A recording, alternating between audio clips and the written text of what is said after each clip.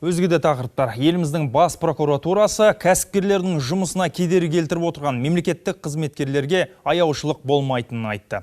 Қадағалаушы орган өкілдері тек өткен жылда заңсыз жүргізілген 700-дей тексерістің жолын кесіп, 300 шенеунікті жауапқа тартқан. Бұл туралы Қарағандыда өткен көшпелі мәжілісте бас прокурор Жақып Асанов мәлімдеді. Тексеріс барысында Қарағанды облысындағы бірқатар мемлекеттік мекемелердің былықтары әшкере болған. Прокурорлар отандық бизнестің өркендеуіне тұсау болған әкімшілік кедергілердің шамадан тыс көп деді. Тек СЭС пен төтенше жағдай қызметі қарайтын екі министрлік кәсіпкерлерге 14 мың түрлі талап қояды екен.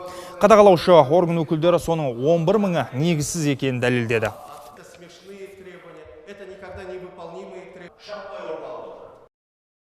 Ол талаптар тек қана бизнесқа кедергі әкелмейді, ол сыбайлас пен жемқорлыққа мол жол береді. Өйткені жаңағы ол талаптарды ол білет, оны ешқашан өмір бақи орындалмайтын талап. Сондықтан келіп соны талаптанған кезде оны шешу үшін кейбір кәсіпкерлер жол іздейді, пара береді. Сондықтан бұның үкіметке, мемлекетке, қоғамға әкелетін зияны өте мол.